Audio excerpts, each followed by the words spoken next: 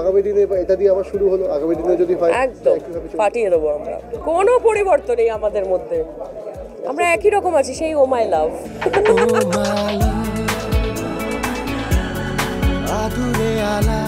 সবেমাত্র 2025 শুরু হয়েছে, নতুন বছর শুরু হয়েছে, আর নতুন বছর শুরুর সাথে সাথেই দুর্গাপুজোর কাউন্টডাউনও শুরু।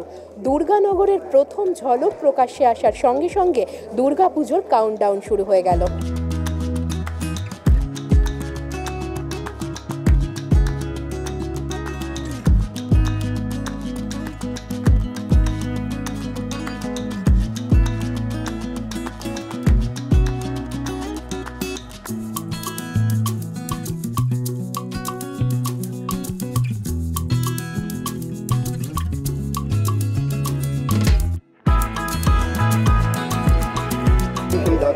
আমরাই বাজিয়ে ফেললাম এখানে। অ্যানাউন্সমেন্ট আজকে হলো, যদি এখন সময় অনেকটা রয়েছে, তারপর স্ক্রিপ্ট শোনা হবে, তারপর আমরা শুট যাওয়া হবে অনেকটা সময়। কিন্তু হ্যাঁ, অবশ্যই আজকে থেকে অ্যানাউন্সমেন্ট যখন হয়ে গেল যে দুর্গানগরে মানে দুর্গাপুজোতে তো আসছে, একটা কেমন মনেই হচ্ছে দুর্গাপুজো, কারণ তোমরা সবাই এসছো আজকের এই দিনটা, এই শুভ দিনটা সেলিব্রেট করতে। আর আমি মানে অনেকবার মহালয়াতে দুর্গা হয়েছি, কিন্তু প্রথমবার ছবিতে গায়ত্রী হিসেবে মা দুর্গার একটা মানে কি বলবো আশীর্বাদ নিয়ে শুরু করব।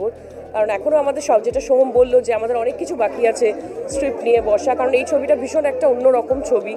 আর এখানে মানে একটা আমার মনে হয় আমাদের সবাইকে একটু বসতে হবে, একটা ওয়ার্কশপ মতো করতে হবে। তো যেহেতু পুজো রিলিজ, তো বুঝতেই পারছো প্রচুর দায়িত্ব আমাদের ওপর। অ্যান্ড আমি জানি মানে আমাদের দর্শকরা আমাদের জুটিকে ভীষণ ভালোবেসেছে। আমি হচ্ছে আবার আউটডোর, আবার আর কি ফাজলাম সিরিয়াসলি। আর সোহম আমার ভীষণ ফেভারিট একজন অ্যাক্টর, আমি অনেক ছোটোবেলা থেকে ওর সাথে আমি কাজ করেছি, আর ওর সাথে সত্যি আমি খুব সাবলীল। এত ভালো অভিনেতা যদি ভালো হয় সঙ্গে যে কো অ্যাক্টর, অটোমেটিক্যালি আমার নিজেরও ভালো অভিনয় করতে ইচ্ছে করে, আর আমি অনেক সহযোগিতা পাই। তাছাড়া এমনি লেগ পুলিং তো চলেই, মানে ছোটোবেলাকার বন্ধু বলা চলে। তো আমি সব থেকে মানে আমার পুরো ফিল্ম ক্যারিয়ারে সব থেকে বেশি আমি ছবি করেছি সোহমের সাথে। সো বুঝতেই পারছো যে মানে অনেকটা ইজি হয়ে যায় শুটিংয়ের সময়। আমি জানি ও কি ডেলিভার করছে, ও জানে আমি কি ডেলিভার করছি। সো একে অপরের সাথে এই বন্ডিংটা খুব ইম্পর্টেন্ট অ্যাজ অ্যান অ্যাক্টর। আমাদের মতন অ্যাক্ট্রেস তো আমরা শুধু বলবো না, অডিয়েন্সরা বলে, কারণ অডিয়েন্সরা যেটা বলেন সেটাই শুধু ধার্য। এবং সেইখানে তো শিলমোহরটার ক্ষেত্রে রয়েছে যে one of the finest and best actress.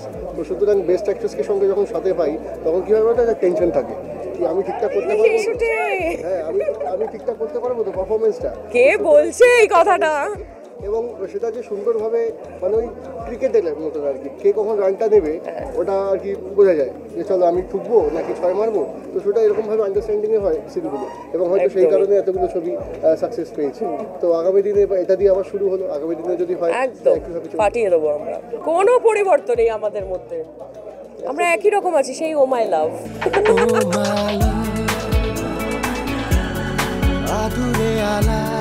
ক্যারেক্টারটাও খুব টাফ, কিন্তু ক্যারেক্টারটা যতটা টাফ ততটাই মানে অ্যাজ আ অভিনেতা করার লোভ হয়। কেন কি এটা আজকে মডার্ন ডে অসুরকে রিপ্রেজেন্ট করছে, যে নেচার কন্ট্রোল করতে চায়। তো আজকালকার দিনে সবথেকে বড় অস্ত্র কী হতে পারে? জল, নেচার। তো সেইটাকেও কন্ট্রোল করছে, সেটা কিভাবে করছে সেটা আপনারা সিনেমায় যখন দেখবেন তো আপনারা বুঝতে পারবেন। এত ইউনিক কনসেপ্ট, আর এই লেভেলের যে লেভেলের এটাকে ডিজাইন করা হয়েছে, এটা বাংলায় কেন ইন্ডিয়ান লেভেলেও এই লেভেলে আসেনি। তো আমার অনেক দিন ধরে ইচ্ছে ছিল এই জুটির সাথে কাজ করার, এবং সোহমদা খুব পাওয়ারফুল অ্যাক্টর, এবং শ্রাবন্তীদের অ্যাক্টিং আমার অনেক দিন ধরেই আমার ইচ্ছে ছিল যে আমি নিজের মতন করে একটা খুব ভালো ক্যারেক্টারে প্রেজেন্ট করতে চাই। And what's better than Durga, Devi Durga. কারণ আমাদের বাংলা ছবিতে দুর্গা পুজো, দুর্গা থিম নিয়ে প্রচুর কাজ হয়। মানে এই বাঙালিদের যে একটা নস্টালজিয়াকে ইউজ করে কত ছবি হয়, মানে ভালো ছবি খারাপ ছবি বলছি, মানে কোনো উত্তর কলকাতার বাড়িতে পুজো নিয়ে ছবি, যেটার কিনা চরম ভালো ছবি হচ্ছে উৎসব। তারপরে অনেক ছবি হয়েছে, বা অনেক ছবিতে দেখানো হয় যে দুর্গা অসুরের যে লড়াই, সেটা পৌরাণিক থিম হোক, নতুন থিম হোক। মানে আর্টিফিশিয়াল রেনের কনসেপ্টটা আমরা নিয়ে আসতে চেয়েছি। আর্টিফিশিয়াল রেনকে ইউজ করে কীভাবে মানুষের ভালোও করা যায়, খারাপ করা যায়। দুবাই বা অনেক জায়গাতে আর্টিফিশিয়াল রেন হয়, অনেক খরচা সাপেক্ষ ব্যাপার।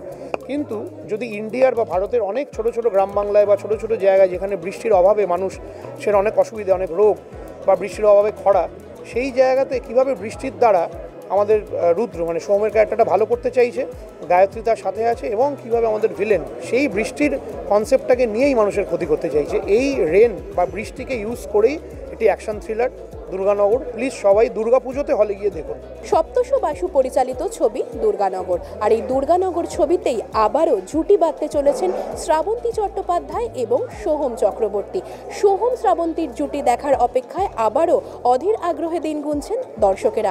সবকিছু ঠিকঠাক থাকলে 2025-এর দুর্গাপুজোতে মুক্তি পাবে দুর্গানগর। এরকম আরও বিভিন্ন আপডেটের জন্য অবশ্যই চোখ রাখুন আরটিএচ টিভি এইচডির পর্দায়।